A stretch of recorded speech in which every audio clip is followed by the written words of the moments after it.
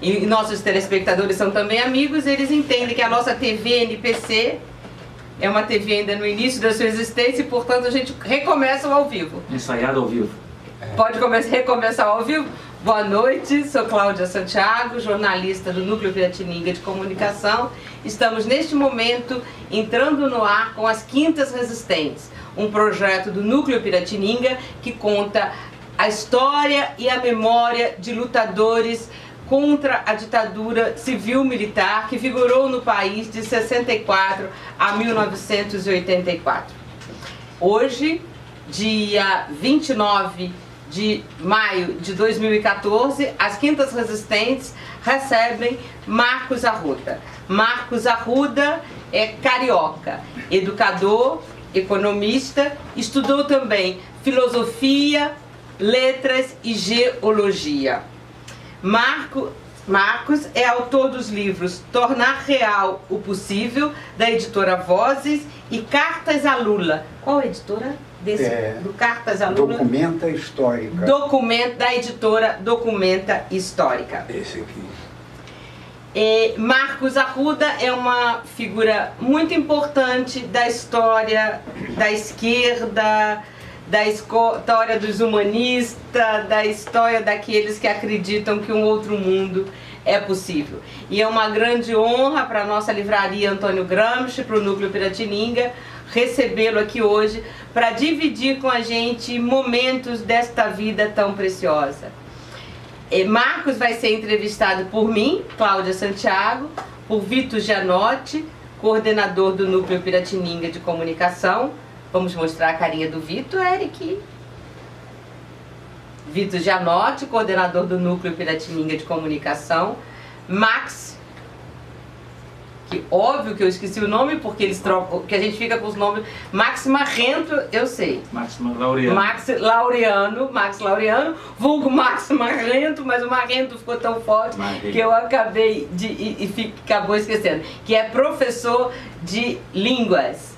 E Alessandra Moraes, professora de História, que também está aqui participando dessa entrevista. Também nos acompanham Eric de Almeida. Pronto, mostra a cara do Eric, fala oi, Eric. Oi. E Luísa Santiago, ali atrás, no Facebook e no Twitter, facebookando e tweetando a nossa entrevista e recebendo perguntas que porventura sejam feitas ao Marcos. Também está para chegar a qualquer momento a jornalista Marina Schneider, que também participa dessa entrevista. A hora que ela chegar, ela entra aqui. Marcos, boa noite. Boa noite. Vou contar só um pouquinho aqui do Marcos antes de fazer a primeira pergunta para ele. Na década de 70, Marcos Arruda deixou uma confortável juventude no Rio de Janeiro para se tornar metalúrgico na cidade de São Paulo e ajudar na organização dos trabalhadores. A gente vai querer saber por quê. Marcos era militante da Ação Popular, uma organização marxista de origem cristã. É isso, Marcos? É isso. Defini bem? Então é isso. Marcos era militante da Ação Popular, uma organização marxista de origem cristã. E como militante, lá em São Paulo, foi vítima da forte repressão da ditadura militar através da OBAN, a Operação Bandeirantes. Preso e torturado barbaramente por 8 meses, como nos conta a mãe de Marcos no livro que ele vai depois apresentar, Esquecer Nunca Mais, a saga de meu filho Marcos é o quê? Pena Satamini de Arruda. Eu sempre falei Marcos de Arruda Satamini, falei errado. Da Lina Pena Satamini, o livro da Lina, ela nos conta a história do seu filho. Essas mulheres que só queriam embalar seus filhos. Eu fiquei emocionada. Óbvio, falar da Lina, da mãe do Marcos e desse livro. E foi assim que eu o conheci. Então ele vai falar um pouco pra gente. Aí ele foi se exilou na Suíça, né? Ficou exilado, eu achava que era na Suíça, ficou exilado nos Estados Unidos. Vamos corrigir para que essa história seja contada direitinho. Hoje Marcos é o entrevistado das nossas Quintas Resistentes e a gente vai começar perguntando exatamente pela Lina, que a pergunta é: Marcos Arruda, quem são seus pais? Boa noite, queridos amigos e amigas, e ouvintes e espectadores. Eu começo direto respondendo que os meus pais, o meu pai professor de secundário, especialista em línguas, professor de português, latim e grego, no Pedro II e em outros colégios, lutador para manter na época 5, 6 filhos que eles tiveram, e por causa do excesso de trabalho, uma pessoa que tinha se formado em advocacia e tinha uma vocação de educador, ele acabou com tuberculose e se curou e ficou, então, nessa vida de grande luta, apaixonado pela linguagem, pelo idioma, pelos idiomas, e com enorme competência ele se tornou um dia membro da Academia Brasileira de Filologia. E a minha mãe se separou dele 10 anos, quando eu tinha 10 anos, ela aos 29 anos já tinha 5 filhos e não tinha profissão, tinha começado a produzir filhos já com 18 anos, então sofreu também uma busca difícil de um caminho de autonomia para ela. Mulher nos anos 50, imagina o que é isso. Procurando um emprego contra a opinião de toda a família, inclusive a mãe dela, que dizia: lugar de mulher casada é em casa, o marido não deve sair, ela é que deve voltar para casa. Então, uma mulher muito brava, porque eu acredito que nós não nascemos para casar, nascemos para ser felizes. E se a gente errou na escolha, é muito importante encontrar outro caminho afetivo e emocional, né? Então eu dou razão à mamãe, que era infeliz no casamento, né? Claro que isso marcou muito a gente, porque houve muitos conflitos e tudo, mas saímos inteiros e cá estamos nessa luta, né? Eu tenho imensa gratidão à mamãe, a todos, ao meu pai, à minha avó, às minhas irmãs, ao meu irmão, por terem se empenhado tanto enquanto eu estava preso durante 4 meses, 5 meses em São Paulo, e depois me transferiram para o Rio. E eu fiquei entre o DOI-CODE, lá da Barão de Mesquita, e o Hospital Militar de Triagem, e HCE, Hospital Central do Exército, né? Então eles ficaram o tempo todo lutando pelo meu direito a ter um apoio legal, porque eu não tive, em 9 meses de prisão, uma vez eu encontrei o meu advogado, o Técio Lins e Silva, né? Não tive esse direito, e eles então sacrificaram uma parte da vida deles investindo em procurar me ajudar a sair da prisão inteiro e vivo. Gratidão a eles por isso. Nossa, Marcos já começa nos emocionando. A gente nem tem vontade de fazer perguntas, só de continuar ouvindo. Mas preciso registrar aqui a presença de Sérgio Domingues, sociólogo, e Lícia Rodrigues, jornalista, que também vieram participar. Mostra a carinha deles, Eric, por favor, que é uma grande alegria. Lícia trabalhou com Marcos Arruda, e ótimo que ela não tenha perdido esta oportunidade de revê-lo. Marcos, você sempre morou no Rio? Não, eu passei 15 anos no exterior. Mas não, antes? Antes, eu morei antes de ir para São Paulo, você morava no Rio? Morava no Rio. Aqui no Brasil, aqui morava. No Rio. Sempre perto. Acontece que eu fiz uma bolsa de estudos em Chicago, nos Estados Unidos, quando eu tinha 16 anos. Então eu passei 1 ano já fora e aprendi a me adaptar a um outro mundo, outra cultura. Foi muito útil para mim quando eu fui para o exílio depois, né? Agora conta pra gente, quantos anos você tinha E o que aconteceu? Você leu alguma coisa? Que ideias te moveram para buscar um mundo diferente? Quantos anos você tinha? Onde você estudava? Conta um pouco de onde você estava em 64. Pois é, a minha mudança aconteceu quando eu entrei para a universidade. Eu antes era conservador, seguindo a herança da minha família, né? Mas conservador ativo, porque eu achava que como cristão eu tinha que ser ativo socialmente. Então eu botava recortes do Globo na minha turma, na parede, no quadro e tal, para conscientizar os meus colegas. O bom é que eu fui conscientizado, né? Primeiro porque havia pelo menos 2 colegas que tinham sido do Pedro II. E a formação deles já era muito crítica, né? Eles aprendiam uma história crítica do Brasil, o que é muito importante e raro na época.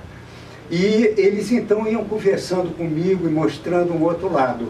Mas a influência maior foi a JUC, a Juventude Universitária Católica, que fazia parte da Ação Católica.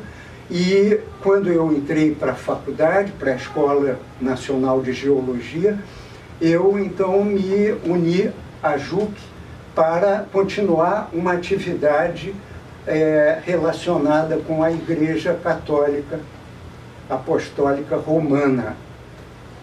E a JUC era bem diferente da igreja. Ela era um movimento crítico, ativo, que envolvia os estudantes no estudo, na compreensão da realidade e na ação sobre os acontecimentos. Então, o primeiro acontecimento que foi um divisor de águas para mim foi a renúncia do Jânio, que obrigou a gente a tomar uma posição ou por um golpe civil-militar, em 61, ou pela legalidade e pela Constituição. E foi nessa época que eu saí na rua com a bandeirinha aqui de verde e amarelo, escrito pela legalidade, pela Constituição, e fiz caminhadas e manifestações que estavam totalmente fora da minha história anterior, né?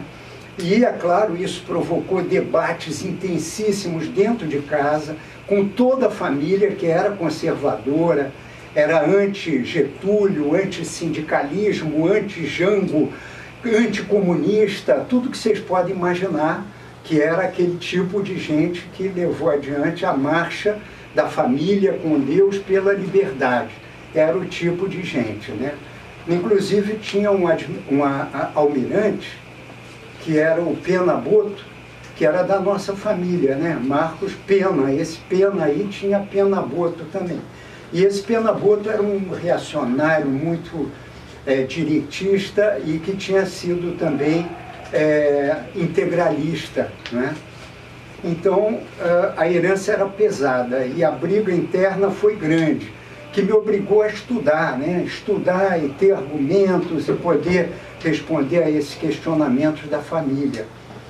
E aí, rapidamente, eu fui eleito presidente da minha turma e depois presidente do diretório acadêmico da Escola Nacional de Geologia, no Rio. 20 anos isso? No Rio. Uns 20 anos. Eu não, eu tinha 21, em 61, em 62, que foi quando eu fui eleito, tinha 21 anos.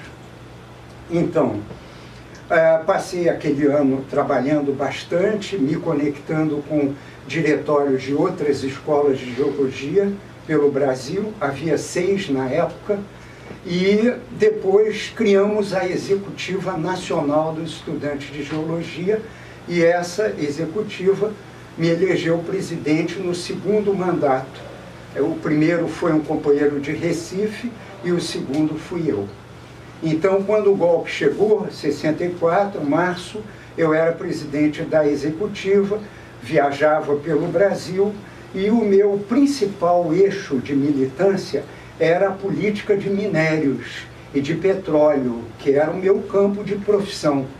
Eu achava que não havia melhor maneira de eu contribuir para uma mudança no Brasil do que aprofundar o compromisso com uma política nacional e um planejamento nacional do desenvolvimento no qual a política de minérios e petróleo estivesse servindo, né? Então, isso aí me levou a, em março, fevereiro, naquelas férias de 64, eu passei 2 meses em Belo Horizonte. Em vez de tirar férias, fui para lá e fiquei atuando com o grupo de política mineral, que incluía estudantes de geologia e engenharia de minas de Ouro Preto, Belo Horizonte, e nós organizamos uma coisa que ganhou enorme repercussão, que foi um encontro nacional chamado Minério Não Dá Duas Safras. E a ideia era propor a criação da Minerobras, lado a lado com a Petrobras, uma com o petróleo e a outra com os minérios. Ora, nesse encontro estavam Almino Afonso, que era ministro do Trabalho na época, o governador Arraes, o Riani, que era presidente da CUT, na época era CGT, não é? Clodovis Riani. Clodovis Riani. Ele mesmo. E outros dirigentes operários, populares e de outros setores também, de modo que o encontro ganhou uma visibilidade até na imprensa da época. E criou uma enorme reação negativa nos golpistas, que já estavam nas últimas etapas de preparação do golpe. Inclusive as empresas americanas e alemãs, né, que estavam mais afetadas. Afetadas diretamente? Diretamente. A Hanna Mining Company, a Bethlehem Steel, a United States Steel, 3 americanas gigantes do ferro e do manganês, e as empresas Mannesmann, que era alemã, da qual o diretor era também diretor da minha escola. Então, ele me considerou, de cristão, eu passei a ser denunciado como comunista dentro da escola, né? E aí foi outro capítulo de perseguição que eu tive antes do golpe, e depois do golpe não tinha mais como atuar, de modo que eu só fiz estudar, me formei em 64. Conta um pouquinho pra gente dessa perseguição, que a gente não sabe. A perseguição foi a seguinte, eu participei, já como presidente de diretório, nós levamos a nossa escola para a greve de 1 terço. E nessa greve, a gente acampou embaixo do Ministério da Educação, que era ainda ali na Araújo Porto Alegre, né? Onde é hoje o quê? Centro Cultural e tal, aquele edifício moderno. A Funarte. Funarte, é onde é a Funarte. Então acampamos ali no terraço de baixo e nós ficamos mostrando pedras e mobilizando as pessoas que chegavam a apoiar a nossa luta, que era simplíssima. Nós queríamos 1 terço de participação de estudantes nos conselhos universitários do Brasil inteiro, para a gente fazer parte da definição de políticas de ensino, de currículo e tudo mais. Claro que o diretor da minha escola, que era bem nazista, era um anti-pobre, era um anti-favelados, ele estaria criminalizando os pobres até hoje, dando apoio aos assassinos da PM. Então, o Otton Leonardos, ele começou a lançar calúnias contra mim. Então, essas calúnias foram pegar na faculdade e criaram um mal-estar muito grande. Eu tive que desmentir, mas ficou palavra contra palavra, não é? E alguns colegas meus foram presos nesse acampamento. Eu só escapei porque eu tinha dormido lá na barraca e eles vieram me render. Aí eu saí, eu e um outro companheiro, fomos embora para as casas da gente, e a polícia veio e prendeu quem tinha acabado de chegar. Aí a gente não foi lá para a Olaria. Eles passaram 4 dias na prisão, né? Então, esse é o trabalho que a gente fazia. E foi interrompido pelo golpe. Interrompido pelo golpe. Aí os estudantes, aí o que aconteceu com vocês, estudantes? Vocês estavam num trabalho de militância, de organização, de avanço, fazendo acampamentos, veio o golpe e cada um foi para sua casa e você foi fazer o quê? Cada um foi para sua casa procurar caminhos nessa nova situação, não é? a minha turma não teve o direito de se formar. Nós recebemos o diploma na secretaria, porque a gente não cedeu a retirar nomes de paraninfos que nós tínhamos proposto. Paulo Freire, Celso Furtado, subversivos, não podia. Então acabamos sem formatura, né? Isso já em dezembro de 64. Né? Nós fazemos agora 50 anos de formados, a minha turma. E eu hoje estive com o ex-diretor de exploração e produção da Petrobras, Guilherme Estrela, que fez uma palestra e debate junto com o Fernando Siqueira no BNDES. Eu tive com ele lá e a gente falou em fazer a comemoração ainda esse ano. Ele era dessa turma? Ele era também? Da minha turma, o grande Fernando amigo. Siqueira não, o Estrela. Não, o Estrela, é isso mesmo. Então, depois disso, cada um achou o seu caminho, né? O Estrela entrou para a Petrobras, junto com outros colegas, e fez um brilhantíssimo trabalho técnico, mas sempre com um compromisso inabalável com o Brasil. Então, ele é um cara nacionalista que dá a vida pelo direito do Brasil a ser um país e não uma colônia, como ele tem sido até hoje, né? E aí, mas voltando ainda um pouquinho para a gente falar desse período, dessa tentativa de colonização, de recolonização, que poderia se dizer assim, do golpe, exatamente você, o que você foi fazer depois do golpe? Bom, eu fiquei bastante perplexo, não pude mais atuar, porque a Secretaria Executiva foi dissolvida, até a gente saber quando, né? E me formei, achei um trabalho com muita dificuldade, fui bloqueado em alguns lugares.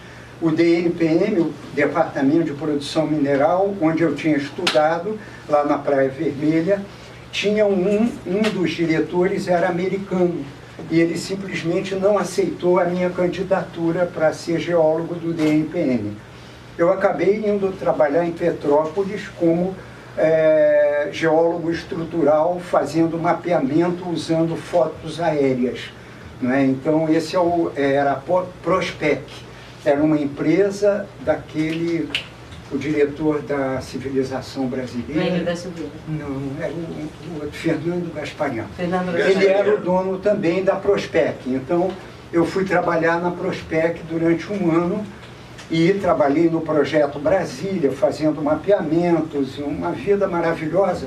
Eu adoro a geologia, adoro viajar para o interior, viver no mato, acampar, ir para o mar. Então, eu estava feliz.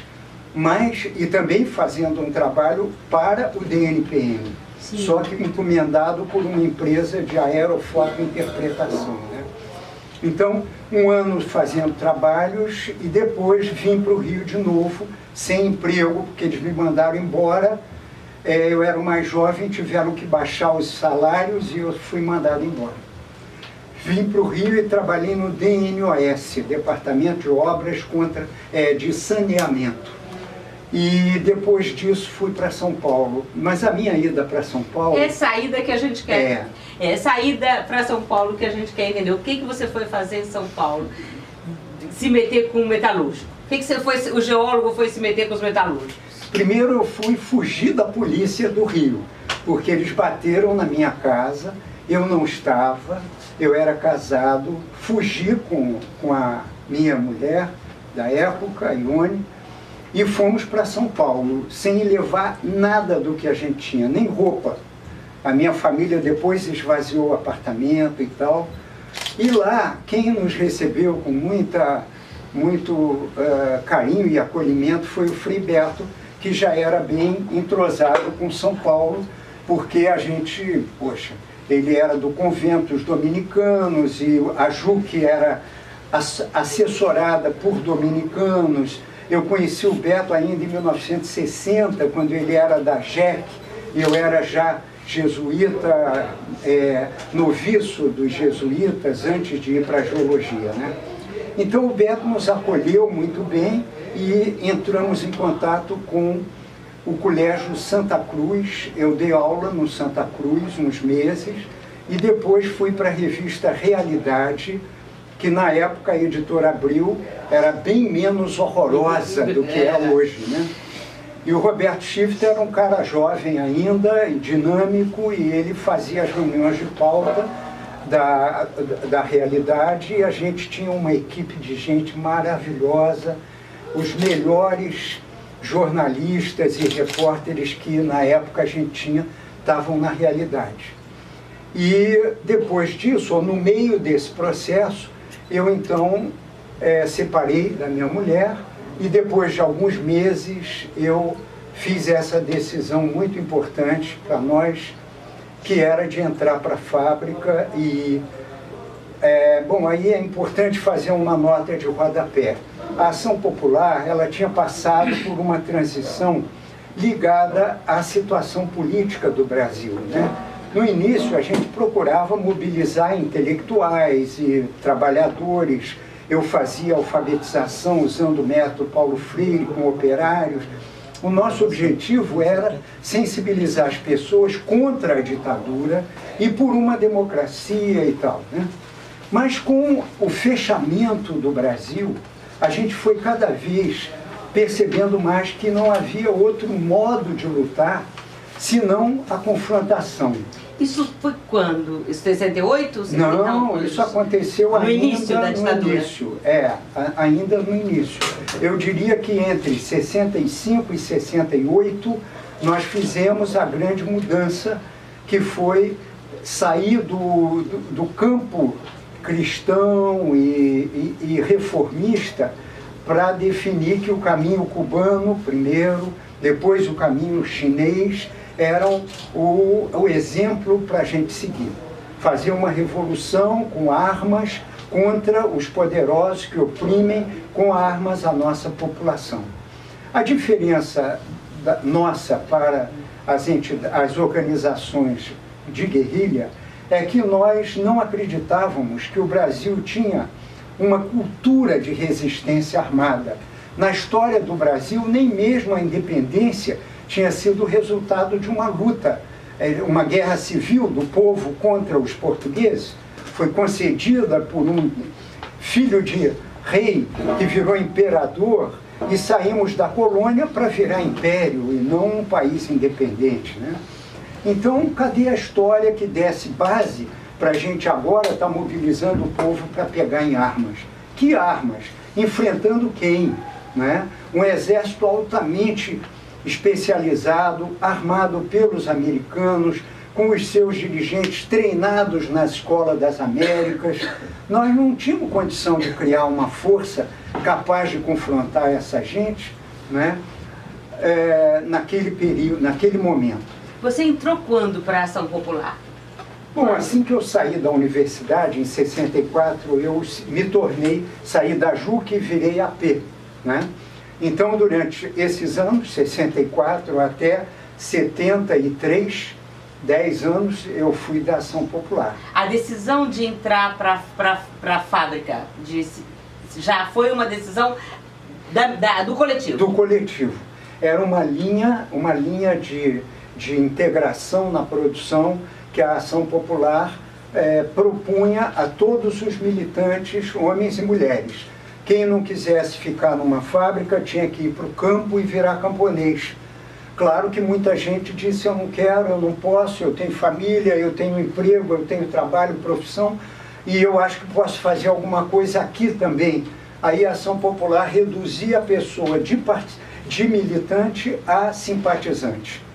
Era um dogmatismo muito grande, muito duro, né? E muito pouco sábio, né? Para quem se queria se integrar ao outros, a produção, para se tornar próximo, afastava aquele que estava tão próximo. Exatamente. Como é que era, assim, o que vocês queriam exatamente, indo trabalhar numa fábrica ou indo trabalhar no campo? Que tipo de relação vocês pretendiam desenvolver com aquelas pessoas? Uma coisa era o que pretendia, a outra foi o que aconteceu, né? O que a gente pretendia era ir educando e mobilizando para o pessoal lutar pelos seus direitos. Direitos trabalhistas, direito de se reunir no sindicato, fazer greve, tudo aquilo que são os básicos direitos civis, né? De um país que tem um Estado de Direito. Mas nós queríamos que isso fosse um passo para a gente caminhar no sentido de um dia fazer uma revolução trabalhista, democrático, em que o povo virasse sujeito da sua história. Esse era o objetivo maior. E aqui, dentro da fábrica, a gente foi vendo que a luta do dia a dia era brutal. Eu tinha um horário de 12 horas por dia dentro da fábrica. Eu chegava às 6 da manhã, morava em Vila Baronesa, lá no subúrbio, fora, periferia de São Paulo, vinha de ônibus 50 minutos, tinha que mudar a roupa depressa, 5 para as 6, tinha que estar na beira da máquina, esperando 5 minutos o sinal tocar, o apito, para a gente começar a trabalhar. E só parava para almoçar, 15 minutos sentado ao lado da máquina, sem poder conversar, para o café, 2 vezes no dia, e o resto era trabalhar produzindo sem parar, até 6 da tarde. Né? Resultado, que energia sobrava para a gente fazer reunião, fazer alfabetização, cursos, seminários para educar, para refletir, estudar a história do Brasil, a história da classe trabalhadora e operária. Era muito pouco. E a gente trabalhava 6 horas por dia, Cláudia. Então, só o domingo é que sobrava, né? 6 dias por semana. Por semana, 6 dias por semana. E muitas vezes a fábrica ainda pedia para nós horas extras, ou o domingo. Aí a gente ainda ia passar 6, 8 horas domingo trabalhando, e segunda tudo igual, como se não tivesse. De modo que foi tão difícil, que eu tive uma mancha no pulmão, depois de 6 meses trabalhando lá, em condições horrorosas. Era uma fábrica da Mercedes. Qual era a fábrica? Época, se chamava Sofunge, era uma fábrica, fundição, né? A maior da América Latina. A maior da América Latina, de uma mega empresa alemã, tinha 3.000 operários e 12 horas por dia, as piores condições de trabalho que você pode imaginar. E que relação você conseguiu travar com, não digo com os 3.000, mas com os 3 operários, talvez que estivessem mais perto de você? Conseguiu alguma coisa? Ou não? Olha, como é que você avalia? É difícil uma avaliação... Esse domingo, como é que era o domingo? Uma avaliação muito precisa não é fácil, mas eu digo que é o seguinte, não eram 3, era mais gente que a gente influía, que a gente conversava, reunia, inclusive jogava dominó, conversando e tudo, né? Foi uma revolução na minha vida cultural, porque eu tive que virar operário, mudar os meus gostos, tive que abandonar a música clássica que eu adoro, né? Não podia ouvir na minha casa, eu morava num bairro operário, não podia ir ao teatro, ao cinema, não tinha tempo para nada disso. Foi assim, esmagamento. Não é nada divertido a vida do operário, horrível. Né? Não é nada divertido. Não vai ao paraíso. Não vai ao paraíso, aqui pelo menos, né? Então, foi uma vida muito sofrida, tanto que chegou a uma certa altura eu estava tentado a abandonar. Sim. Então eu fui conversar com outro companheiro, que era jornalista, que não tinha saído da sua profissão, e ele me aconselhou a continuar. Ele disse, não, você está fazendo um excelente trabalho, tem que ficar e tal. Mas, e aí você ficou? E eu fiquei até ser preso, né? Bem, mas aí há muitos detalhes bonitos. Vamos falar dessa prisão. Você se lembra? Eu sei que você sofreu... Eu tenho aqui também. Eu sei que você sofreu muito na prisão. Então, como é que foi a tua prisão? Como é que foi a tua prisão? Bom, na época eu estava desempregado. Toda manhã eu ia cedinho para uma porta de fábrica para me candidatar a um emprego. Né? Inclusive um dia eu me lembro de uma história bem tocante. Eu até escrevi nesse livro aqui, ó, Educação para uma Economia do Amor, que é o último livro de uma trilogia que você mencionou. Começou com a Vozes e o último livro foi esse aí, né? Aí tem um capítulo inteiro sobre a minha história na fábrica e no sindicato, né? E o livro está aqui à disposição aqui na livraria. Para quem se interessar, o livro está aqui. Pois bem. Então, eu estava na porta da Metal Leve, que na época era do Minden, e havia uma massa de operários ali esperando. E a gente fez uma fila e o rapaz, logo antes de mim, viu a porta se fechar e o cara lá dentro dizia: acabou por hoje, podem ir embora. Aí eu saí junto com ele, acompanhando um homem chorando, operário chorando. E ele dizia para mim: eu não tenho mais o que dar de comer para minha família. Eu estou desesperado. Esse é o 20º dia que eu procuro trabalho sem conseguir. Isso foi em 1969. De modo que eu aí disse para ele: olha, quem sabe te ajuda a fazer o que eu tenho feito, que é de manhãzinha acordar cedo, ir para um bairro que tem casas mais bonitas e tal, e quando o leiteiro bota o leite, eu vou lá e pego e levo para minha casa para dar de comer aos meus companheiros lá em casa. Ou eu não era casado. Fazia, eu e outros colegas, porque não tinha escolha. Não tinha escolha. Era a vida de operário mesmo. Não era... Na terceira semana de cada mês, o dinheiro já tinha acabado. A gente comia fiado no armazém lá da Vila Baronesa, pagava no dia em que recebia da Sofunge e já ficava com o dinheiro só para 2 semanas. E assim a gente ia rolando dívida o tempo todo, né? E quando não tinha dinheiro nem para o ônibus, a gente, em vez de acordar às 4:45 para estar no ponto às 5 e pegar 50 minutos de ônibus, a gente acordava 4:15 para ir a pé para o trabalho, né? Então tinha que estar às 5:45 na porta na frente da máquina. Então essa era a vida da gente. Como é que a gente podia ter energia até para fazer amor com a nossa mulher, esposa? Não tinha energia nenhuma. Mas aí, nesse dia que você estava lá, aconteceu alguma coisa? Que você foi preso? Bem, nesse você momento... teve alguma relação com a luta armada? Você tinha algum contato? Nesse momento eu estava incumbido de ajudar a encontrar uma moradia para uma companheira chamada Marlene Socas, que tinha saído da Rede, que era uma organização liderada pelo Eduardo Bacuri, e tinha decidido vir trabalhar em fábrica também. Era dentista. Ela era dentista, né? Vinha de Santa Catarina, de Criciúma, e estava empenhada em ir trabalhar em fábrica e fazer esse trabalho educativo e organizativo. Eu fui para o encontro com ela, avisado de que ela podia ter sido presa e tal, porque havia uma repressão enorme na época contra as organizações de guerrilha urbana. Isso foi agora em maio de 70, não é?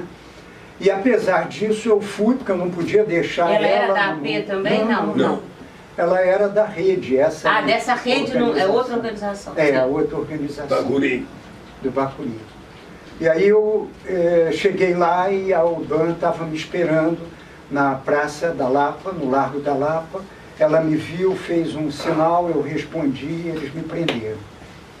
Então foi uma ingenuidade, talvez, ou uma falta de cuidado minha. Eu podia ter feito outras artimanhas para chegar e ver se ela estava, entrar por outro lugar, que não fosse o Largo da Lapa, em suma, eu não tomei as providências. Mas era uma tarefa da AP ou era uma tarefa sua? Não, era da AP mesmo. Era uma tarefa da AP. Ela estava saindo de uma para outra. Sim. Então eu estava acolhendo. Estava acolhendo a chegada dela de Santa Catarina. E aí, não, de Santa Catarina não. Ela morava em São Paulo. Já estava em São Paulo. Ela estava mudando, era de entidade, de organização. Sim. Saindo da Rede e vindo para a AP. E deixando de trabalhar como dentista para... Não, como guerrilheira, para ser educadora de operário. Ela já estava fora da prisão, já estava na luta era uma organização de luta armada. Estava se proletarizando. É isso mesmo. E aí, me conta um pouco, aí Fizeram o que com você? Quando te pegaram, fizeram o que com você? Primeiro me esmurraram e tiraram da minha boca uma agendinha, uma tripinha de papel que tinha a minha agenda. O problema é que eu não podia engolir porque eu estava com a boca seca de nervo, de tensão. Aí eles me esmurraram até arrancar no meio da rua, com todo mundo vendo, né? E depois me levaram para a rural da polícia, com os caras armados até os dentes, depois de terem me apalpado e tal. Obrigado. E quando eu sentei atrás e a Marlene na frente, eles disseram: Marlene, mostra a ele as tuas mãos para ver o que está esperando ele. E as mãos dela, então, estavam envolvidas em gaze, mas estavam assim 2 vezes de grossura, todas pretas em volta, de palmatória, né? Que ela não podia dizer nada, então lá levaram a gente. Quando chegamos na Operação Bandeirantes, eu não tenho muito a memória precisa, o Vitor... Esquece, me lembro, vai. Você se lembra melhor que eu. Vai, filho. Conta o que você se lembra, você quer... Não. Conta o que você se lembra, aí essa fase fica meio... Eles me atravessaram até a casinha onde a gente... da Operação Bandeirantes, onde havia a tortura. Subi os degraus empurrado, batido, golpeado. Cheguei lá em cima, não perguntaram nada, tira a roupa, pendurar no pau de arara. E quando eu estou levando o choque, aí começaram as perguntas. Dói muito o pau de arara? Eu li outro dia um torturador falando que o pau de arara é insuportável. É isso mesmo? É tão insuportável que o pau de arara serve de medida para o heroísmo de tantos companheiros e companheiras que sofreram meses de choques elétricos no pau de arara e não entregaram ninguém, e sobreviveram ou morreram. É horrível, realmente é horrível. Eu tive o benefício de só ter sido levantado no pau de arara aquele dia. Depois, houve só mais um ataque, ou 2, em cima de mim. Mas os 8, 9 meses que eu passei preso não foram sendo torturado. Foi no hospital sendo tratado, ou para voltar para a tortura, ou para ser libertado, né? Eu passei praticamente 8,5 mês no hospital, dos 9. E a verdade é que, estando no hospital, você não está livre do terror diário de estar sendo preparado para voltar para apanhar. Agora nós, o Vitor e eu, conhecemos companheiros operários heróicos que sobreviveram depois de meses, semanas e meses de brutais torturas, inclusive o pau de arara. E que perguntas eram essas que eles te faziam? Aí era pergunta banal, eles nunca conseguiram passar para outra. Onde você mora? O primeiro eu disse que não quis responder. Depois eu disse que era na casa de um casal de tios da minha mulher. Eles foram lá e disseram que não era. Voltaram e disseram: você está mentindo, eles não estão te hospedando, eles nem sabiam que você estava como operário. Não, eles nem sabiam de você, né, porque eles eram de classe média. E eu estava lá como operário, né? Então ficou confuso para eles. Então, tortura, isso na mesma hora, né?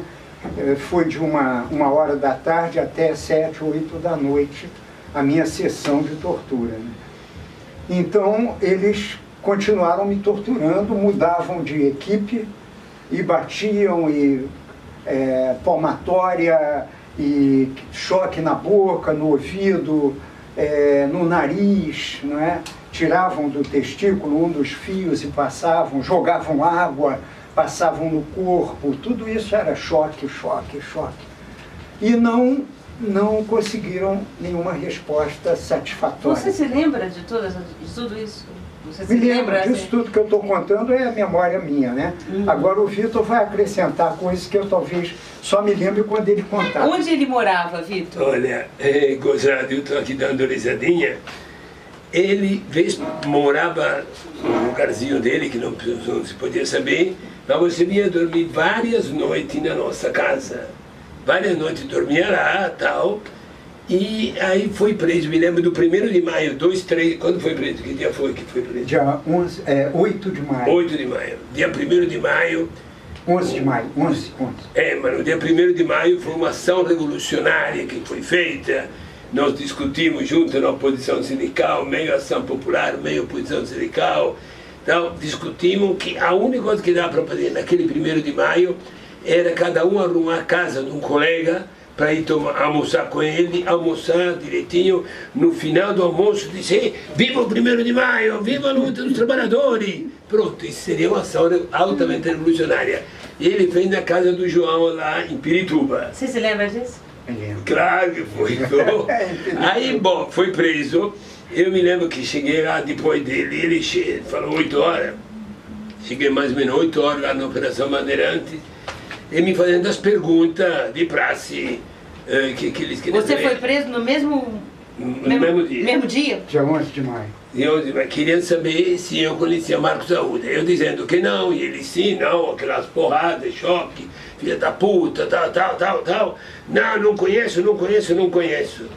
Aí, traz o Marcos Arruda, falou o capitão Albernaz. Albernaz, um dos mais sanguinários. Um grande assassino. Traz o Marcos Arruda. Eu falei, fudeu. Eu não sabia que era Marcos Arruda, era Zé Pedro. Não sabia que era. Aí trouxeram esse tal de Zé Pedro, que era ele. A cara dele era assim, redonda, uma bola. Era uma bola, tua cara, inchado, sangrando, tudo, não conseguia nem enxergar. Aí perguntaram para mim se eu te conhecia, eu disse que não. Perguntaram para você disse que sim. Falei, acabou, fudeu. Sim, eu disse que sim, é? Sim, calma. Aí falei, putz, e agora? De onde você conhece ele? Aí ele bolou toda uma história que me livrou a cara, me limpou de vez. Eu não sei, estava em casa a noite anterior, morando lá, dormindo lá. Você não lembra? De onde você Não lembra. E lá nos remédios, quando as meninas te atacavam, deixa pra lá. Vamos chegar nas meninas. Aí, aonde você conhece ele? De onde você conhece ele? Eu não conheço, você conhece, eu conheço. Bom, eu dizia que eu não conhecia, ele que me conhecia. Aí, de onde ele me conhece? Você conhece ele? Ele disse que um dia tinha um casamento lá perto na vila, ele passou por lá e viu uma festa de casamento lá no salão da igreja. Ele entrou lá com meus negócios lá e parece que era eu no casamento. Quer dizer, me limpou a barra totalmente. Estava na minha casa, você disse que me tinha me visto uma vez no casamento. Aí eu fiquei, mas como é que eu vou lembrar? No casamento tanta gente e tal. Aí levaram você lá para baixo, debaixo de porrada, e ficou por isso mesmo. Quer dizer, eu não te conhecia, nem você me conheceu, você me viu. Assim, me viu por acaso, no casamento. Quer dizer, me limpou a barra totalmente. Aí continuou preso lá, na tortura, no hospital, etc. 3 vezes mandou recado dizendo que não ia aguentar, mas não aguentava mais que saíssemos de casa. Não saiu. Mas você estava preso e a Silvia estava em casa? Não, nós todos fomos soltos. Eu e a Cida fomos soltos. Aí chegava o recado que o Marcos Arruda não ia aguentar mais para sair, que não conseguia segurar. E nós não saímos. Na 3ª vez você mandou o recado, aí nós tem que sair. Aí dissemos que fomos para o Rio, porra nenhuma para o Rio. A entrada sua da clandestinidade teria a ver com a prisão do Marcos Arruda? Sim, essa semi-clandestinidade? Clandestinidade foi só para o sogro, que era de direita, não podia saber, certo? Eu tinha que esconder do sogro, mas para os amigos nada. Eu estava trabalhando na fábrica. Continuava trabalhando, sim, você só saiu da casa. Só que saímos da casa, acabou. Fomos para a Zona Leste, lugar que... a Zona Oeste onde eles estavam. Mas ele, quer dizer, quando disse que me conhecia, em segunda, mas não, conheço sim. Eu vi ele no casamento e tal. Aí, os policiais caíram nessa, acreditaram. E aí o recado de ir embora, nós fomos embora e você nos livrou. Porque não falou nada, não disse nada, e morava praticamente na minha casa. Praticamente, não era sempre. Mas 2 vezes por semana você vinha lá. desmaiado, morto, etc. Desmaiado de cansaço. De cansaço do trabalho. Bem, porque... Marcos, e o que ficou na tua vida desse episódio de tortura, de ser torturado? Que marcas te deixou? Bem, no físico eu fiquei com um braço que não tem sistema linfático, então arrebentou todo o sistema linfático aqui e eu não tenho defesa para esse braço esquerdo. Então eu tive muitas infecções, qualquer corte era risco de infecção no braço inteiro, tive que fazer um tratamento e depois não tive mais infecções, mas não tenho sistema linfático nesse braço. E, além disso, essas convulsões que eu tive, logo no primeiro dia, quando me baixaram do pau de arara, foram um motivo de muito medo dos militares de que fosse uma lesão cerebral. Então, eles começaram achando que era epilepsia, e até quando apareceu, então, a notícia de que eu estava preso, o que eles disseram foi que eu era epiléptico. Para quem? Para a Anistia Internacional, que começou a escrever cartas para o diretor do hospital militar perguntando por mim, né? E eles começaram a ver que não estava fácil mentir, não é? Que até lá nos Estados Unidos tinha grupo da Anistia escrevendo para perguntar sobre a minha prisão, né? E eles diziam, se ele era geólogo, ele tinha que ter muito boa saúde para viajar 3 meses no meio do mato, sem médico perto. Como é que ele podia ser epiléptico? E era verdade, eu nunca fui epiléptico, nem antes nem depois. Mas aquelas convulsões foram repetidas e prolongadas ao longo de muitos meses, né? Até que começaram a me dar anticonvulsivos, eu passei uns 2 anos tomando anticonvulsivo. Então, nessa parte física, o que me ajudou mais a me curar, depois que eu saí da prisão, que foi em fevereiro de 71, foi o tratamento neurológico, por um lado, e a yoga que eu aprendi a fazer, né? Eu fui para aula de yoga e comecei também a comer de uma forma bem equilibrada, que eu nunca tinha aprendido a importância da alimentação, né?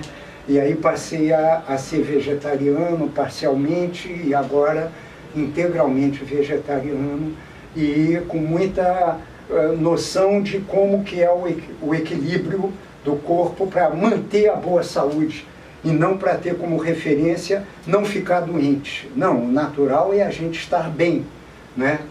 E para isso tem que ter autoimunidade. Não precisa de vacina, de coisa assim, basta estar com autoimunidade que nada te afeta.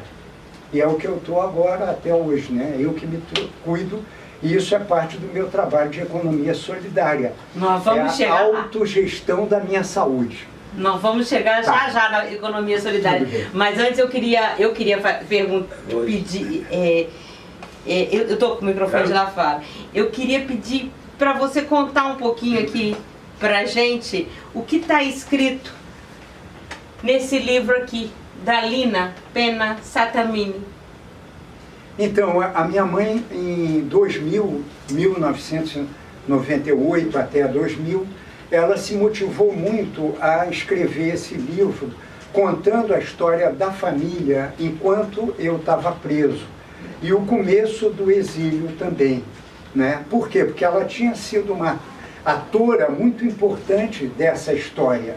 No momento em que ela soube que eu tinha sido presa, né, ela começou a mobilizar a opinião pública americana, onde ela morava, trabalhando como intérprete nos Estados Unidos, para se ligarem ao fato de que o filho dela estava preso e torturado com instrumentos de tortura americanos, vindos dos programas de ajuda militar dos Estados Unidos à ditadura brasileira.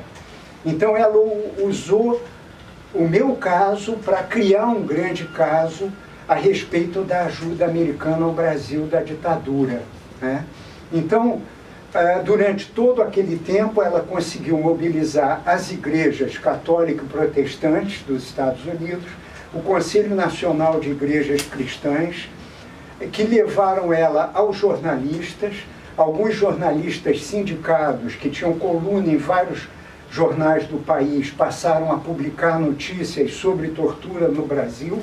Tem fotos aqui de artigos desses jornalistas, e o governo foi ficando incomodado, o governo Nixon, tendo como secretário de Estado o Henry Kissinger, que era um extremo ditatorial. Ele é que promoveu a política de ditaduras em todo o hemisfério sul. Ele foi quem disse para o Miguel Valdés, que era o embaixador do Chile de Allende nos Estados Unidos, ele disse a seguinte frase: entenda, embaixador, para nós, americanos, do Equador para baixo não existe. Os países dali para baixo não importam a mínimo, não existem.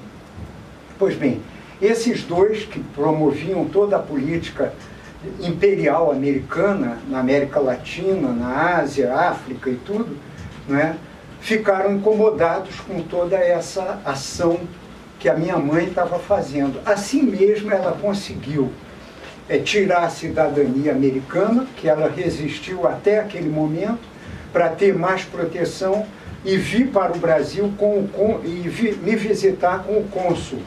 E depois de muita pressão, a primeira vez o cônsul foi mandado embora, sem a visita, mas numa segunda vez ela conseguiu vir me visitar sem o cônsul, e aí foi a primeira vez que eu pude contar a minha história para alguém.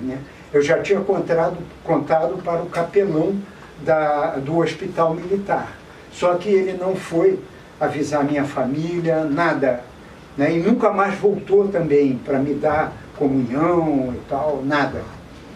E depois para a mamãe. Só que quando eu contei para ela, eu contei a história também de um outro preso político que estava ao lado da minha cama, e era um argentino trotskista que estava passando da Itália de volta para a Argentina, Hugo Miguel Moreno, grande amigo, é professor lá na Sorbonne, atualmente em Paris. Pois bem, eu dei para ela a historinha que ele tinha escrito, e ela pegou aquela historinha, saiu de lá, foi para o consulado argentino e colocou debaixo da porta, e 2 dias depois o consulado mandou buscar o Hugo e levou para a Argentina. Na época o governo lá não era ditadura ainda, Então conseguimos ajudar o Hugo a escapar dos horrores da Oban. Bem, aí minha mãe no dia seguinte voltou para os Estados Unidos, escreveu a minha história e começou a circular ela pelos contatos que ela já tinha feito. Aí isso foi ampliando o movimento contra o apoio militar americano ao Brasil, contra a ditadura brasileira e tudo isso. Bom, então a minha mãe relata tudo isso nesse livro, que há 2 anos atrás foi publicado lá nos Estados Unidos com o título O Grito de uma Mãe. E aí esse livro aqui, ele está sendo usado nas universidades dos Estados Unidos que tem institutos de estudos latino-americanos. Todas elas receberam cópia e adotaram nesses institutos, formando jovens americanos para a história do Brasil. Então, mais uma vez, eu agora, 1 semana atrás, recebi um telefonema de alguém de São José dos Campos. A menina dizia para mim assim: Marcos, eu queria que você soubesse que o livro da sua mãe acaba de ser motivo de um sarau aqui no nosso grupo Comissão da Verdade São José dos Campos. Então fizemos canções, peça de teatro, lemos parte do livro, e ele está vivo como quando foi escrito no ano 2000. Vamos ver se a gente pensa depois, como divulgar, reproduzir esse livro. Na verdade, que está esgotado. Eu estou negociando com o Paulo Abrão, da Comissão da Anistia, para ver se eles aceitam uma reedição dele, auspiciada pela comissão. Luísa, marca no Facebook. Paulo Abrão é nosso amigo no Facebook. marca e põe a foto que a gente está reivindicando para a comissão da anistia, que a comissão analise a possibilidade desta participação. Então, assim, a gente viu, né, a participação dessa mulher salvou, né? Salvou a sua vida. E aí você foi morar nos Estados Unidos, é isso? Sim, eu depois de 3 meses no Brasil, odiando a ideia de ter que ir embora para o exterior e decidido a ficar no Brasil, o Técio, meu advogado, chegou e me disse que o meu nome estava incluído num processo pelo Manes Leitão, que era da Justiça Militar, para ser julgado como membro de uma organização subversiva, e que havia o risco de uma prisão preventiva para eu esperar o julgamento. Aí ele disse, se você está em tratamento médico, você só tem 2 escolhas, ou ir para a clandestinidade de novo, ou ir para fora do Brasil. E aí a gente reuniu, consultou as companheiras e companheiros de São Paulo, da AP, e todos decidimos juntos que era para eu ir embora. Eu fiquei enormemente infeliz com isso. Fui embora a contragosto, deixando pessoas bravíssimas aqui ainda na prisão e na tortura. Entre elas a Estrela Boadana, que era uma companheira da PO, da POLOP, PO, né, na época, político operário, e que morava em Volta Redonda, chegou lá no hospital militar violentamente, barbaramente torturada, pisaram na barriga dela quando souberam que ela estava grávida, e ela, então, se comunicava comigo de noite pela janela, a gente ficou se conhecendo nesse momento. Estava a Ironia Bezerra, lá também presa, muito mal, com uma barriga de 8 meses, da Adriana, que nasceu logo depois que ela saiu de lá, e a Ironia, a Estrela foram pessoas que eu passei a respeitar e amar muito. Então a ida embora para os Estados Unidos, ainda mais, era um grande sofrimento, né? Hoje em dia a Estrela tem participado da Comissão da Verdade junto comigo. Volta Redonda. Não, ela mora no Rio e a gente está preparando a ida ao Hospital Central do Exército, um grupo de umas 10 pessoas que passaram por lá, para a gente filmar os depoimentos em loco, né? Assim como a gente quer fazer isso no DOI-CODE lá da Barão de Mesquita também. Nossa, mas alguma coisa a mais você do exílio, assim? Bom, você falou que é um momento, uma marca na vida da pessoa. Que marca deixou na tua vida? Bom, uma marca muito grande, primeiro negativa. Aquela interdição total de voltar para o seu país, para a sua terra, de pisar, de encontrar amigos, família, tudo que é o nosso ninho, não é? O nosso contexto social, porque nós somos indivíduos sociais, não somos indivíduos absolutos, a gente é feito de relações, então o impedimento dessas relações é uma nova tortura, né? Eu passei por isso durante alguns meses, eu não conseguia estudar, ler, reter nada, e eu fui ficando mais deprimido, não queria sair, não queria encontrar as pessoas, até que a minha mãe me deu uma chacoalhada e disse, meu filho, se você não encontrar um sentido para a tua vida aqui fora, você vai se dar muito mal, vai ficar doente, é preciso dar uma volta por cima. Há muito que fazer aqui também, procura gente, procura apoio, você vai encontrar.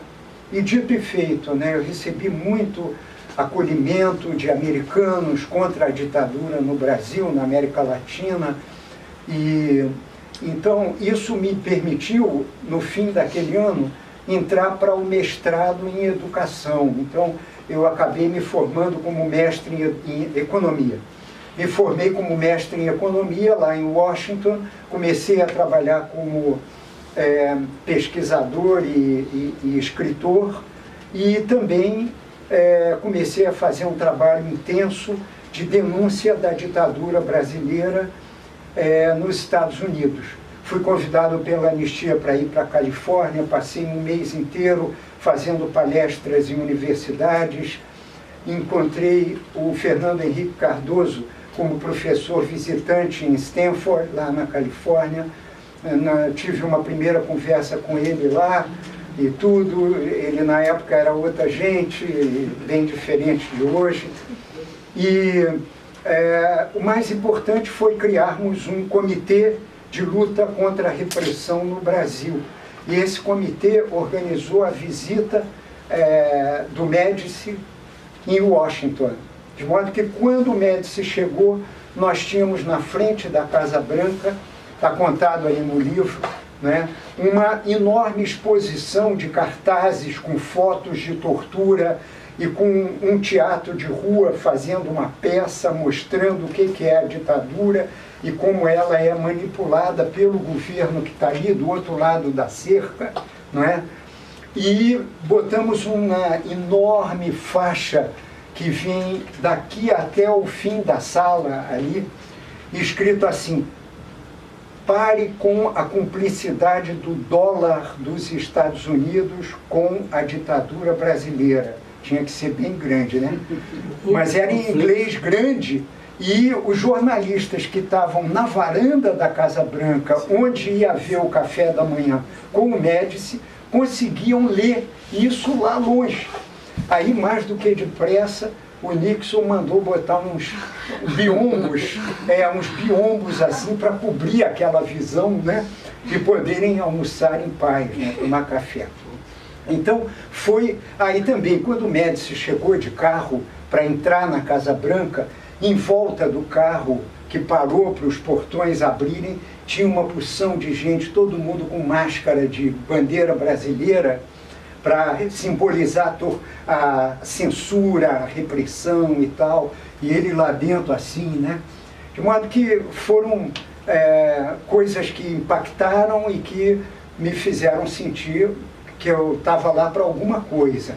Depois, quando em 73 houve o golpe do Chile, do Pinochet, contra o Allende e o povo, nosso comitê virou o Comitê de Apoio à Luta dos Povos da América Latina. E nós fizemos uma nova campanha contra a ditadura chilena e passamos a trabalhar com a América Latina inteira. Aí você volta para o Brasil. Aí quando não tem mais tempo. É que o nosso tempo aqui já começa. Então eu só e a gente ainda tem que falar. Eu quero saber das cartas ao Lula também. Cartas ao Lula. Olha, eu passei ao todo 11 anos e meio no exílio, sendo 4 anos nos Estados Unidos. Essa história que eu contei. Depois, 7 anos e meio na Suíça. Ah, então foi Estados Unidos e Suíça. Na Suíça eu trabalhei 4 anos no Instituto de Ação Cultural, que era presidido pelo Paulo Freire. Então, 4 anos eu fui trabalhar com educação e desenvolvimento na Guiné-Bissau, no Cabo Verde, não é? Fazendo essas viagens e ajudando a montar programas nacionais de educação de jovens e adultos nesse país.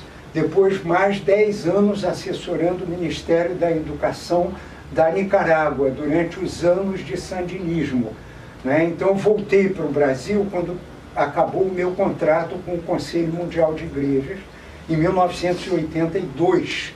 E aí eu vim para cá e já tínhamos negociado e criado o IBASE com o Betinho e o Carlos Afonso.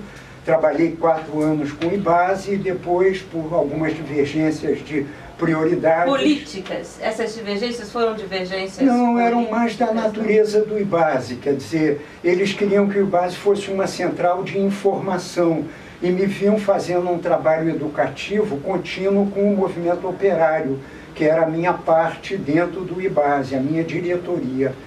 Então, começaram a me questionar que eu devia estar comandando a luta deles e não era isso que o IBASE queria. Eu dizia, mas eu trabalhei com Paulo Freire 4 anos, eu aprendi um outro tipo de educação que não é de comandar ninguém, é despertar a capacidade dos sujeitos sociais para eles se comandarem. É muito diferente, vocês sabem disso, né? Então foi esse tipo de divergência sobre o sentido do IBASE. Mas eu fui embora, porque eu fiquei minoria, e aí criei o PACS, que é o Instituto Políticas Alternativas para o Cone Sul. Eu queria que você falasse um pouco do PACS, da economia solidária, da sua... Eu não sei como é que a gente faz, porque queria que a gente terminasse essa nossa conversa falando da atualidade. Ainda queria ver se vocês querem perguntar alguma coisa. Mas uma pergunta me vem à cabeça, assim, uma pessoa que trabalhou com Paulo Freire, com experiência na Guiné, com experiência em Nicarágua, quando o seu partido chega ao governo no Brasil, como não tem um espaço para desenvolver um programa parecido, e aí onde entram as cartas a Lula e Zé Dirceu, que eu recebi todas elas no meu e-mail, então eu tinha uma por uma, não arquivei, mas li todas naquela época, e o PACS nessa história, eu acho que tem... Como é que a gente... encaminha, vou tenta, como é que você... Dando só as manchetes. Primeiro, o PACS tem 28 anos atualmente, né? E o trabalho da gente é centrado em servir os movimentos sociais e populares e as prefeituras que têm uma postura democrática para os seus governos, né? E esse trabalho foi feito durante uns anos com equipes na Argentina, Chile, Uruguai e Brasil. E só 9 anos depois é que os outros grupos mudaram o acordo nosso, que era de não entrar para nenhum partido político. E eles entraram para partidos dos 3 países, só o PACS ficou independente. Embora eu fosse do PT, o PACS não tinha nada com a minha militância no PT. E isso nos salvou, porque se a gente tivesse estado no PT, hoje a gente talvez nem existisse mais, né?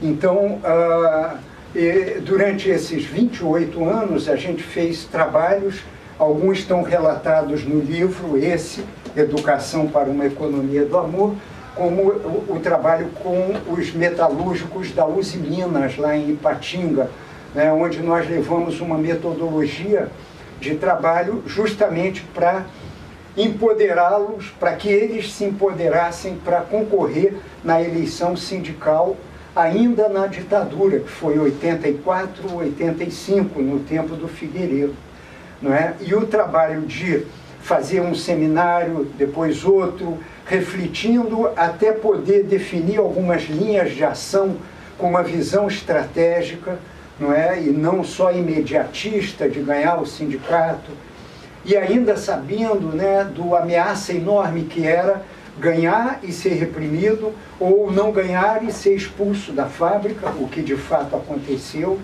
Mas aí a gente conta que nós conseguimos mobilizar o Vale do Aço inteiro, não só Ipatinga, né? E aquela campanha sindical em favor da oposição sindical de Ipatinga, da Uzi Minas, tomou um corpo que ameaçou o governo federal. Eles mandaram gente para ameaçar os diretores da empresa, se essa chapa de oposição do PT ganhasse, que eles iam perder os seus postos e tudo mais. Uma longa história que está ali no livro. Mas o importante é que nós não ganhamos a eleição sindical, por pouquinho, mas conseguimos eleger o primeiro deputado estadual operário, que foi o Chico Ferramenta, e depois disso elegemos deputado federal, e elegemos ele prefeito, e depois dele veio outra gente, o João Magno e tal, e criamos então um grande período de governos populares em Ipatinga, depois em Acesita, onde que é? Coronel Fabriciano. Não, é o outro, a seguinte. Timóteo. E assim foi se espalhando governos do PT, que na época eram governos de transformação, né? Foram eles que inauguraram, por exemplo, o orçamento participativo, que foi um instrumento, conselhos populares, instrumentos de participação direta no governo, né? E que nós esperávamos que agora, com governos do PT, a gente fosse reproduzir a nível estadual e nacional. Imagina que transformação haveria com a democracia brasileira se a população fosse chamada para participar em conselhos de orçamento a nível dos estados e a nível federal, né? Então, todo esse trabalho foi pós-exílio, não é? E atualmente a gente está, como Pax, apoiando a luta da Associação de Moradores de Santa Cruz e das organizações de pescadores da Baía de Sepetiba contra a TKCSA, porque a ThyssenKrupp tem lá uma grande fábrica de aço, toda para exportação, construiu uma usina termoelétrica altamente poluente para alimentar a fábrica de aço e 2 terminais portuários, um para importar o carvão mineral para a termoelétrica e o outro para exportar o aço, destruindo o meio ambiente da água, do mar e do bairro de Santa Cruz, onde ela está plantada, e provocando doenças e mortes maciças de peixes, e os 8.070 trabalhadores do mar que viviam da pesca hoje trabalham de peões em construção e outras para poder manter as suas famílias. Uma história lamentável que continua, a luta continua, né? E nesse momento a ThyssenKrupp está talvez vendendo a empresa e nós estamos pleiteando pela criação no lugar dela, da fábrica, uma universidade ecotecnológica, voltada para pesquisa e desenvolvimento de tecnologias adequadas à Baía de Sepetiba e o seu entorno. Maravilha, que bela síntese. Você tem que pegar só esse pedacinho, você falando da ThyssenKrupp, e transformar num videozinho, viu, Eric? Já tem mais trabalho para amanhã. Tá pronto o vídeo da ThyssenKrupp. Uma síntese fantástica. Mas e as cartas ao Lula? Certo. Vamos às cartas ao Lula. Isso. O que você tanto avisou que eles não ouviram? Em 1989, eu fiz parte do governo paralelo que o PT criou para acompanhar as políticas públicas dos governos anteriores, Sarney, depois Collor, e usar esse questionamento das políticas desses governos para construir uma competência nos diferentes ministérios para poder ter um programa de governo do PT para uma possível eleição federal. Fizemos de novo um plano de governo em 94, mas com menos participação do país, foi gradualmente diminuindo até virar uma pequena comissão.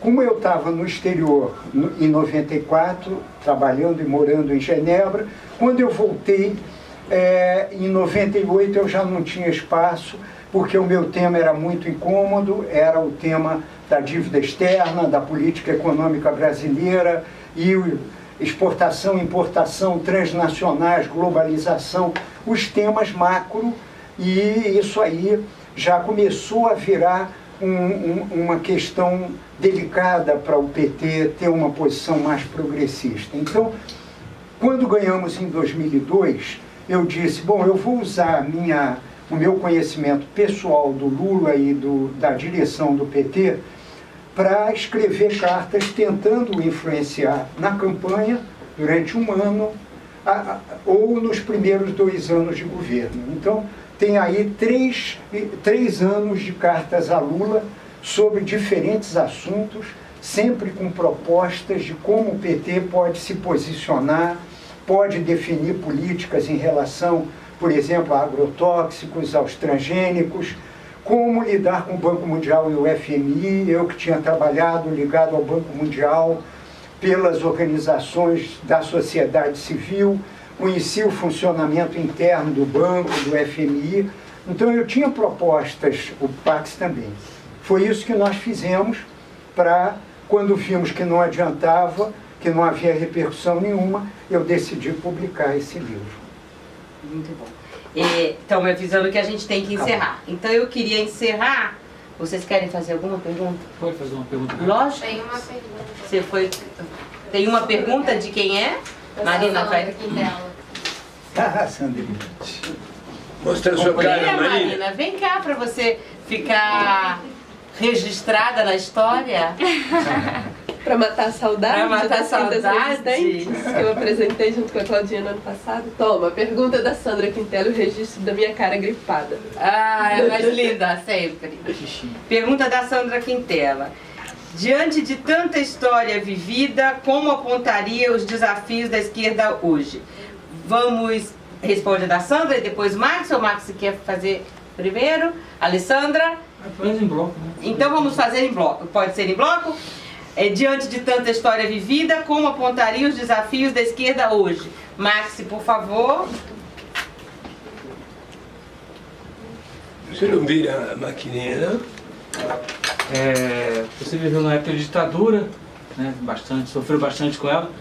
Hoje nós estamos sobre um mini AI-5, digamos, o AI-5 da Copa. Você está com a Lígia lá da Copa, a partir dessa semana ficou valendo, né, aumentou a repressão. Eu sou professor do Estado, o seu governador mandou bater uma professora para ter posto um adesivo na porta da Secretaria de Educação, teoricamente é o local de trabalho dela, e tem várias pequenas, grandes repressões, os índices foram reprimidos em Brasília. A gente está vendo isso com bastante intensidade pelo país, aumentando essa repressão. E como você compara com esse movimento de resistência, né? Ligando que a gente conversando no começo, que tem um setor de intelectual pedindo, né? Parece o Pelé da universidade, pedindo para que não haja tantas manifestações, não haja tanto protesto por conta da Copa, por conta das maravilhas da Copa. Né? Como você vê isso com esses setores, comparando com o que você viveu, o que você vivenciou na ditadura? Você sente isso tão forte agora? Alessandra? Boa noite. Vou ser bastante breve. Primeiro gostaria de agradecer, né, a oportunidade de escutar você, Marcos. Agradecer ao NPC também, porque é assim que a gente, né, trocando ideias, que a gente cresce, aproveita e entende como transformar, né, como tornar o real possível, né.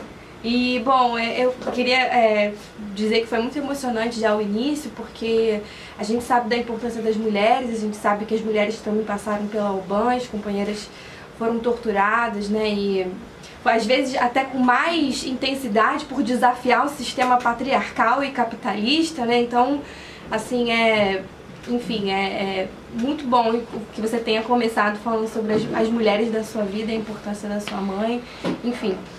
E eu não sei se eu vou bater na tecla, mas o que eu acho que é importante, assim, se você pudesse falar um pouco mais da experiência que você teve na AP, sobre mesmo que pareça dogmático, né, assim, a obrigatoriedade de se tornar de estar dentro, né, de se proletarizar, né, porque assim eu entendo muito isso como o dever do militante de se entender como o fermento do processo, né, e não tomar a frente, né, não... enfim, ser parte de um processo. Então, que você pudesse falar mais um pouquinho, acho que seria muito bom. Obrigada. Outra emoção é quem conhece a Alessandra, quem te conheceu, quem te conhece, quem te vê. Ô, Marcos, despertou tem pouco tempo. E fazendo uma pergunta dessa, me deixou emocionada. Obrigada. Tem pergunta do Celso aí também. Tem uma outra pergunta que chegou pela internet. Eu quero saber se vai conseguir responder tudo junto assim, né? O que Marcos tem como opinião do que é considerado democracia nos dias de hoje? E sua opinião tem a ver com o que o Max perguntou também, sua opinião sobre a repressão violenta que vem sendo cometida pelo Estado brasileiro desde junho nas manifestações. E aí depois a gente, para encerrar, eu quero que o Marcos, porque o Vitor Gianotti, ele conta que o Marcos fazia muito sucesso com as meninas. Lá em São Paulo, outra coisa que ele não se lembra, na década de 70. E diz que os motivos que ele fazia, pelos quais ele fazia sucesso, ele era muito bonito, muito carinhoso, muito amável, e as mulheres gostam de homens carinhosos e amáveis. Já tinha uma tendência assim para alimentação natural e usava calça ali. E aí era difícil alguém no meio dos operários das fábricas paulistas que usasse a calça ali. E aí eu queria que o Marcos encerrasse, depois de tentar responder a todas essas perguntas que vocês fizeram, falando hoje da sua relação com amor às mulheres, com a saúde e a alimentação. Pouquíssimo.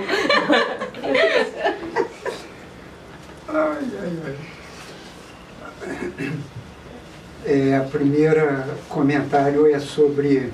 Agradeço as perguntas de todo mundo e o primeiro comentário sobre esse tema da repressão atual, que também se liga ao tema da democracia, não é? E a pergunta da Sandra de quais são os desafios hoje, né? Tudo isso está interligado, né? A única coisa que está um pouquinho mais no passado é a pergunta da Alessandra, que eu vou responder agora, primeiro que tudo. Tem a ver com o seguinte, na época éramos todos muito jovens e com aquele fogo de tentar querer libertar o Brasil, de achar que a gente ia realmente fazer uma grande diferença e que o povo precisava de algumas luzes de consciência para pegar a sua história na mão. Eu acho que a AP era um dos partidos ou organizações mais esclarecidas nesse sentido, porque não ia na porra louca atrás de se confrontar de cara com a ditadura em nome da verdade. Tinha que ser inteligente, estratégico e tal, e por isso talvez a gente tinha tido menos mortos do que outras organizações, né? Mas o importante era que nesse fogo de querer libertar e de sonhar com o Brasil digno, justo e democrático, participativo, a gente fazia também erros muito sérios. Eu, por exemplo, entrei numa fábrica errada. Não era para ter entrado como peão, eu tinha que ter entrado como um profissional, tendo feito um curso no Senai e sendo, por exemplo, inspetor de qualidade. Aí eu ia ter muito mais influência, não é? E ao mesmo tempo ia levantar menos suspeita de que eu era um corpo estranho naquele meio. E por aí vai. São coisas que a gente foi vendo ao longo do tempo, né? Agora, eu acho importante que a palavra de ordem da AP, da gente se integrar na produção, tocou muitos de nós. E quantos companheiros foram para o campo e outros de nós que fomos para as fábricas, eu não sei os outros, mas eu aprendi uma enormidade. Eu conheci o Vitor nesse contexto, outros companheiros bravíssimos, operários, que lutaram conosco na oposição sindical metalúrgica em São Paulo, não é?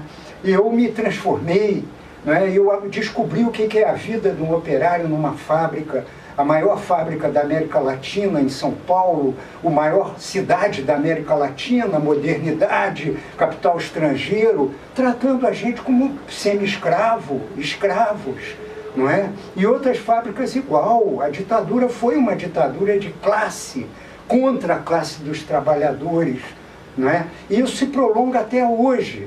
Então, a ditadura de classe continua, com outros meios de dominar. E aí a Globo passou a ter um papel fundamental de dominar pela ideologia, pelas notícias manipuladas, pela linguagem manipulada. Chamar o Chávez de ditador é uma linguagem. O amigo dos Estados Unidos, que era o Saddam Hussein, virou ditador, mudou o nome, muda a imagem, todo mundo passa a ver ele como um demônio. Isso são artes da psicologia, não precisa de arma contra nós para nos convencer de que quem é bom e quem é mal. Então, a ditadura de classe continua, as repressões que estão acontecendo hoje contra professores e tudo. Aliás, é bom a gente olhar para isso, né? Antigamente, a gente era motivado a entrar na fábrica porque tinha a ideia de que a classe operária ia ser a vanguarda de uma transformação profunda da sociedade, né? E a classe operária, com a globalização, foi minguando. E a classe trabalhadora de vários setores foi se multiplicando, se diversificando, entrou para a área de serviços. E se a gente olhar hoje o setor de servidores públicos, vocês estão proletarizados também, lutando para manter a sua prole apenas. É uma luta pela mera subvivência. Eu chamo isso não de mas de subvivência, não é? Que é o que a maioria do povo brasileiro vive até hoje. E não é por isso que está todo mundo indo para a rua protestar, cada um com a sua bandeira e a sua luta, mas por trás tem uma luta comum, que é a luta do movimento trabalhador, das classes trabalhadoras, que tem uma coisa em comum: elas vivem do seu trabalho e não de ganhos do capital, de renda do capital. Esses são uma pequena para nós e para os outros que estão enriquecendo sempre mais. Essa é a divisão de classe mais notável atualmente e é o que explica, por exemplo, as repressões até aos servidores públicos no caso aqui do Rio de Janeiro e do Brasil, porque tem greve no país inteiro, né? Bem, então eu acho que eu toquei o que eu podia aí nesse curto espaço da tua pergunta. Em relação a esses desafios, né? E o tema da democracia é que eu acho que é o tema mais importante de eu finalizar aqui a fala, né? O nosso trabalho no Pax inclui um grande peso numa terceira linha estratégica de trabalho. Uma é pesquisa e denúncia das causas das injustiças. Linha estratégica de trabalho. Uma é pesquisa e denúncia das causas das injustiças. A segunda é pressão sobre os centros de poder para melhorar e mudar as legislações, as regulações, para melhorar a vida do povo ainda nesse sistema. E a terceira, criar novas inovações no interior do velho sistema. Não esperar um dia ganhar o Estado outra vez e começar a mudar de cima para baixo. Mudar desde agora, aí onde o povo vive e trabalha. E aí aparece a economia solidária como uma inovação, porque até agora as esquerdas do mundo inteiro falavam em revolução, mas não trabalhavam alternativas no campo da economia, que é o fundamento do poder político. Então, o resultado, ganham eleições, viram governo e a economia dominante coopta os partidos de esquerda que ganharam as eleições. Pelo mundo afora tem acontecido isso. Então, saída é a gente se meter a construir as inovações no campo da economia, ainda dentro desse sistema. Então, você criar cooperativas e associações onde não há patrão, onde todo mundo é coproprietário, não porque tem capital investido, mas porque trabalha. O trabalho como critério de direito de possuir e de gerir o empreendimento. Revolução a nível micro, a nível local. Cooperativas, associações autogestionárias. Segundo, a construção de cadeias produtivas, todas elas interrelacionadas, desde da matéria-prima até o consumidor, vendendo e comprando sem ser com preços do mercado do capital, mas sim preços solidários, que não são exploradores e que resultam em ganho e ganho, para quem vende e para quem compra. Terceiro, finanças solidárias, criação de fundos solidários, bancos cooperativos, bancos comunitários, não é? E criando, então, uma lógica de que o dinheiro é meio e não fim. O dinheiro não pode se reproduzir separado da produção de bem, serviço, bem viver, felicidade para a população trabalhadora. E, finalmente, o consumo consciente, que é a ideia de você criar uma economia do suficiente. Abandonar a ideia de que temos que crescer indefinidamente, só com crescimento é que a gente tem emprego, não é verdade. Se a gente reorganizar a economia a partir não do macro, Estado, corporações que produzem, vendem e querem convencer você de que você tem que comprar, você reorganiza tudo a partir das comunidades, né, que vivem em territórios determinados. Esses territórios, pouco a pouco, vão deixando de ser controlados de fora, passam a ser controlados pela população local.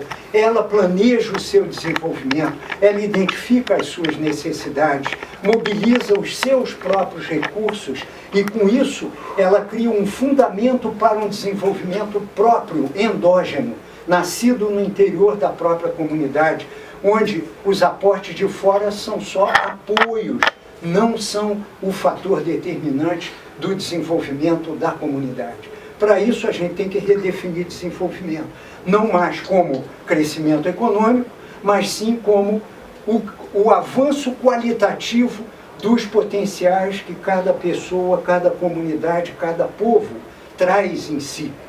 Desenvolver significa tirar do invólucro, né? Então, tiremos, cada um que carrega esses potenciais tem que tirar eles do seu envelope e colocar eles em prática. Isso é desenvolvimento. Então, é claro que por aí nós estamos trabalhando uma economia em que não é mais competição e guerra, mas sim cooperação, solidariedade, afeto e amor que une as pessoas em vez de jogá-las umas contra as outras.